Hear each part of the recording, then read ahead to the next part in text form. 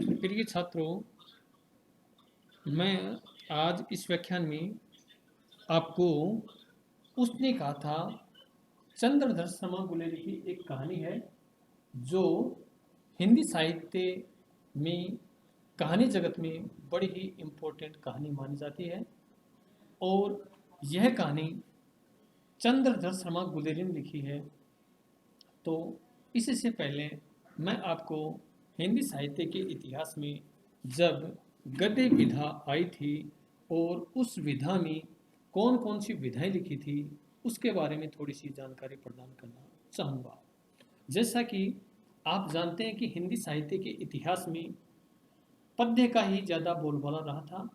चाहे वो प्रारंभिक काल देख लीजिए जिसको हम वीरगाथा काल बोलते हैं, आदि काल बोलते हैं। फिर इसके बाद में भक्ति काल देख लीजिए। फिर इसके बाद में रीति काल देखते हैं तो वहाँ तक भी यानी पद्य का ही बोलबाला रहा है। और गद्य तो कुछ मात्रा में ही देखने को मिलता है, जिसकी कुछ रचनाएं हमारे मुख पर विराजमान रहती हैं। जैसे मान लीजिए कवि गंग की चंद छंद वर्ण की महिमा थी, 84 वैष्णव की वार्ता थी, 252 वैष्णव की वार्ता थी, बेताल 25 थी, सिंहासन 25 थी।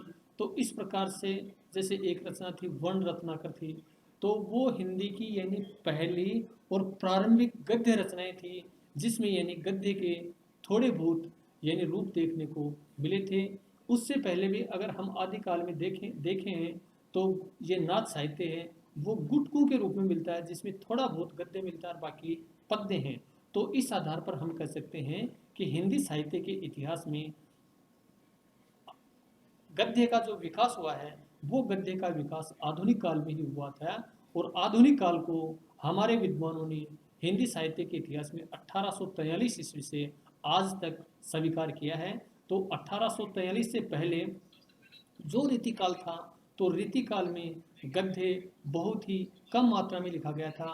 और रीतिकाल और आधुनिक काल के बीच में यानी हमारे हिंदी के 4 प्रारंभिक गद्य लेखक हम मानते हैं जिन्होंने गद्य लिखने का काम प्रारंभ किया था।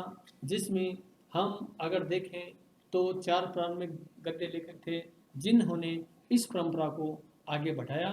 और उसमें जैसे मान लीजिए सदल मिश्र था जिसने नासिक के तोपाख्यान लिखा था। और लल्लू जी लाल हैं, सदल मिश्र हैं, नियाज हैं, इंसा अल्लाह खां हैं। इन लोगों ने हिंदी गद्य परंपरा को शुरू किया। और उसके बाद में अगर हम देखें तो भारतेंदु युग है, द्विवेदी युग है, छायावादी युग है, प्रगतिवाद है, प्रयोगवाद है। और आज अगर 2021 में भी देखें तो गद्य खूब मात्रा में लिखा जा रहा है।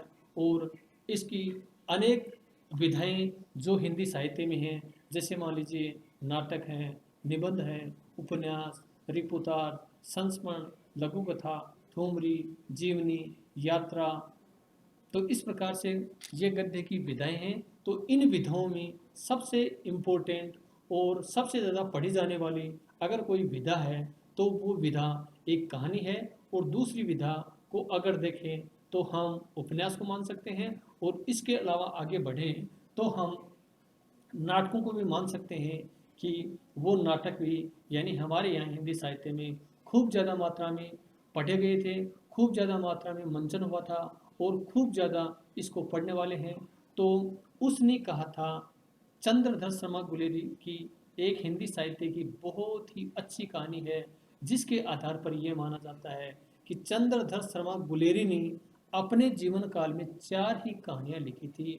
और इन 4 कहानियों के बदले वो 3 कहानियों के बदले उनकी तुलना तुलना यानी प्रेमचंद जी से की जा सकती है। प्रेमचंद जी ने जहाँ पर हिंदी साहित्य के इतिहास में 300 से ऊपर कहानियाँ लिखी थी। और उन्होंने यानी यथार्थवादी दृष्टिकोण, गांव का जो वास्तविक घटनाएं थी, गांव का जो वास्तविक जीवन था जिसको हम यथार्थवाद कहते हैं, उनका इन्होंने एकदम से खुलासा किया था। और इसी के परंपरा में जहाँ पर इनकी एक 3 ही कहानी थी, सुखमय जीवन, बुद्धू का कांटा और उसने कहा था। तो ये 3 कहानियाँ हिंदी जगत में लिख करके इन्होंने बहुत ही अच्छा नाम कमाया था। तो इसी कहानी के आधार पर कुछ विद्वान जब आलोचना करते हैं तो इनकी तुलना प्रेमचंद जी से भी की जा सकती है, और विदेशी जो कहानीकार हैं, तालस्ताय हैं और भी अन्य हैं, तो उनके समकक्ष इसको माना जा सकता है। तो उसने कहा था इस कहानी में चंद्रधर शर्मा गुलेरी ने क्या लिख दिया, तो इसके बारे में जैसे यहाँ पर यानी एक सैनिकों की कथा का वर्णन है, जो सैनिक यानी अपनी मातृभूमि और उस पर मर मिटने के लिए हरदम तैयार रहते हैं, और बचपन का जो प्रेम था वो सूबेदारनी और वो लैला सिंह, उसका जो बचपन का प्रेम था वो लास्ट में यानी जब उनका पति और उसका पुत्र मरणासन होते हैं तो लैला सिंह अपनी अपनी जान की बाजी लगा करके उन्हें बचाता है। तो इस प्रकार से उसने कहा था वो कहानी हिंदी जगत की एक बड़ी ही महत्वपूर्ण कहानी थी। तो इस कहानी का जो लेखक था चंद्रधर शर्मा गुलेरी, यानी गुलेरी के बारे में कहा जाता है कि गुलेरी जी गुल्लेर जिला हिमाचल यानी कांगड़ा के रहने वाले थे, और गुल्लेर के रहने के कारण ही इनको गुलेरी नाम उपनाम में मिला था। और कहा जाता है कि इन्होंने जयपुर में रह करके विद्यारंभ किया था, और जयपुर में इन्होंने अनेक भाषाओं का विद्यारंभ किया था। अनेक भाषाएं सीखी थी, संस्कृत है, अंग्रेजी है, उर्दू है, और आदि भाषाओं के साथ साथ इन्होंने हिंदी का भी गहन अध्ययन किया था। और उसी के परिणाम स्वरूप इन्होंने कुछ निबंध भी लिखे थे, कुछ पद्य के क्षेत्र में भी अपनी रचनाएं लिखी थी, और इसी के क्रम में गद्य के क्षेत्र में मैंने आपको बताया कि बुद्धू का कांटा, सुखमय जीवन, और उसने कहा था 3 कहानियां लिख करके 39 वर्ष की अवस्था में वो इस लोक से सिधार गए थे। तो उनकी तुलना प्रेमचंद जी से क्यों की जा सकती है, तो इसके बारे में मैं इससे पहले यानी चंद्रधर शर्मा गुलेरी जिन्होंने इस कहानी को लिखा, तो उसके बारे में प्रिय छात्रों में आपको जानकारी प्रदान करना चाहूँगा कि चंद्रधर शर्मा गुलेरी हिंदी साहित्य में एक ऐसा नाम है जिन्होंने छोटी सी अवस्था में यानी बहुत अच्छा कार्य कर दिया था। तो इसके बारे में कहा जाता है कि हिंदी जगत के जाने माने कहानीकार पंडित चंद्रधर शर्मा गुलेरी का जन्म 7 जुलाई सन 1883 ईस्वी को जयपुर राजस्थान के एक संपन्न तथा सारस्वत घराने में हुआ था। गुलेरी जी के पिता शिवराम अपने जमाने के सुप्रसिद्ध विद्वान होने के कारण संस्कृत कॉलेज जयपुर के प्राचार्य थे। मूल रूप में आपके पूर्वज गुल्लेर जिला कांगड़ा हिमाचल प्रदेश के निवासी थे। गुलेर ही के कारण आपका नाम गुलेरी पड़ा। आपने छोटी अवस्था में ही अपनी प्रतिभा से दिग्गज विद्वानों को आश्चर्यचकित कर दिया था। आपकी प्रारंभिक शिक्षा जयपुर में हुई। सन 1903 ईस्वी में आपने बीए की परीक्षा इलाहाबाद विश्वविद्यालय से प्रथम स्थान लेकर उत्तीर्ण की थी। गुलेरी जी को वैदिक है, संस्कृत है, पाली है, प्राकृत है, अपभ्रंश, हिंदी, मराठी, बांग्ला तथा अंग्रेजी का असाधारण ज्ञान था। इसके साथ आपको लैटिन है, फ्रेंच है तथा जर्मन का भी काफ़ी ज्ञान था।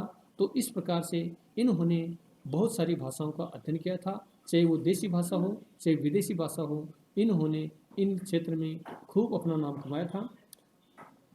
इन भाषाओं में इन्होंने बहुत अच्छी यानी हिंदी की कहानियाँ लिखी थी जो बहुत ही चर्चित रही थी। गुलेरी जी के अध्ययन का क्षेत्र बहुत व्यापक था।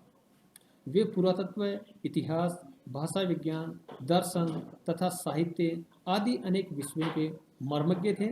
यही कारण है कि आपने काव्य, कहानी, निबंध, समीक्षा तथा संपादन आदि सभी क्षेत्रों में अपनी प्रतिभा का परिचय दिया है।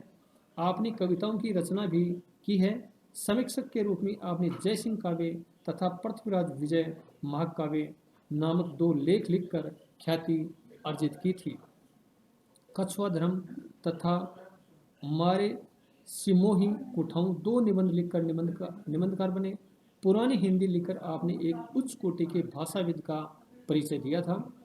संपादक का कार्य करते हुए सन 1900 ईस्वी के आसपास आपने जयपुर से समालोचक नामक एक पत्र निकलवाया था।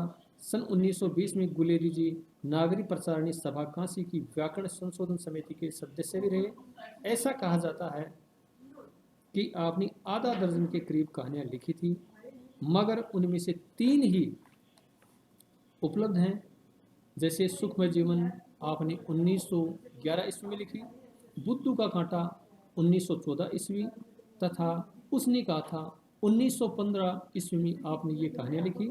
सन 1922 में बनारस हिंदू विश्वविद्यालय की परिषद में गुलेरी जी को मणिचंद्र नंदी चेर का प्रोफेसर और प्राच्य विभाग का प्रिंसिपल अध्यक्ष नियुक्त किया। सन 20 से 22 तक आपने काशी नागरी प्रसारणी पत्रिका का संपादन किया। गुलेरी की तीनों कहानियों का क्रमशः प्रकाशन इस प्रकार हुआ। सन 1911 में भारत मित्र में प्रकाशित सूक्ष्म जीवन, सन 1914 में लिखित उनकी बुद्धू का कांटा तथा तीसरी कहानी उसने कहा था सन 1915 में सरस्वती पत्रिका में प्रकाशित हुई। ये तीनों कहानियाँ साहित्य प्रेमियों तथा समीक्षकों द्वारा इतनी महत्वपूर्ण समझी गई कि विश्व कथा साहित्य में उनका स्थान प्रेमचंद, टोलस्टॉय, मोपासां तथा तुर्गनेव के समकक्ष स्वीकार किया गया। मगर दुख की बात यह है कि इस महान साहित्यकार ने 12 सितंबर सन 1922 को 39 वर्ष की अल्पायु में ही हिंदी साहित्य को अनाथ बना दिया।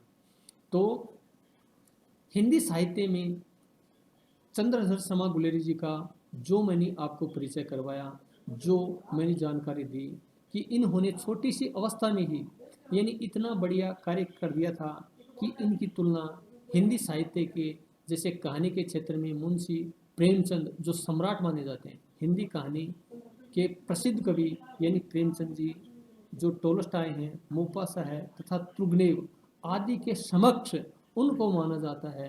तो हिंदी जगत में उनकी बहुत ही ख्याति हुई थी और ये ख्याति भी जैसे आपके पहले बीए पार्ट फर्स्ट में बुद्धू का कांटा कहानी चला करती थी, जो बड़ी ही इम्पोर्टेंट कहानी थी और इस कहानी में भी यानी बहुत ही इसकी कथा वस्तु बहुत ही अच्छी और स्पष्ट थी।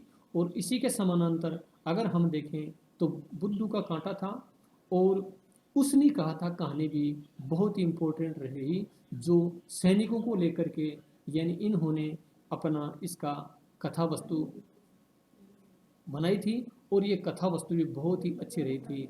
तो चंद्रधर शर्मा गुलेरी जी यानी हिंदी साहित्य जगत में प्रेमचंद जी के समक्ष माने जाते हैं और ऐसा कहा जाता है कि प्रेमचंद जी ने जब इतनी कहानियाँ लिखी थी और ये इतनी कहानियाँ लिखते तो न मालूम कहाँ से कहाँ पहुँचते। और बड़े ही दुख की बात है कि 39 वर्ष की अल्प अवस्था में ही इनका देहांत हो गया था, जो हिंदी साहित्य जगत के लिए एक बहुत बड़ी कमी महसूस की जा सकती है। तो इस प्रकार से जो कहानी लेखन की जो परंपरा थी, चाहे तो वो आधुनिक काल हो, आधुनिक काल में जो कहानियों की परंपरा शुरू हुई थी वो भारतेंदु युग में खूब सारी कहानियाँ लिखी गई थी, लेकिन भारतेंदु युग में जो कहानियाँ लिखी गई थी उन कहानियों में थोड़ी सी अशुद्धियाँ थी और उसमें भाषा की दृष्टि से और अन्य दृष्टि से भी देखें तो वो अशुद्धियाँ थी। और उन अशुद्धियों को दूर करने के लिए द्विवेदी युग में एक युग चलाया गया था जिसमें यानी इनको दूर किया गया था। और आज परंपरा ऐसी हो रही है कि हर जगह कहानियाँ लिखी जाती हैं और प्रोत्साहित किया जाता है। छोटों से लेकर के बड़े तक खूब कहानियाँ लिखते हैं, खूब पढ़ते हैं और हिंदी साहित्य के इतिहास में गद्य की ये जो विधा है वो बहुत ही फलती फूलती जा रही है। तो प्रिय छात्रों, आज के इस व्याख्यान में मैंने चंद्रधर शर्मा गुलेरी ने जो कहानी लिखी थी उसने कहा था, उसके बारे में तो मैंने आपको अगले व्याख्यान में बताऊंगा। लेकिन चंद्रधर शर्मा जो गुलेरी जी का जो कर्तृत्व और व्यक्तित्व है, उनका जन्म परिचय है, उनका जीवन परिचय है, उसके बारे में मैं आपको जानकारी दी। और चंद्रधर शर्मा गुलेरी की उसने कहा था कहानी का जो सारांश है, कहानी के जो तत्व हैं, कहानी की क्या उद्देश्य है, तो इसके बारे में अगले व्याख्यान में आपको जानकारी दूंगा। तब तक के लिए बस आज इस व्याख्यान में इतना ही। धन्यवाद।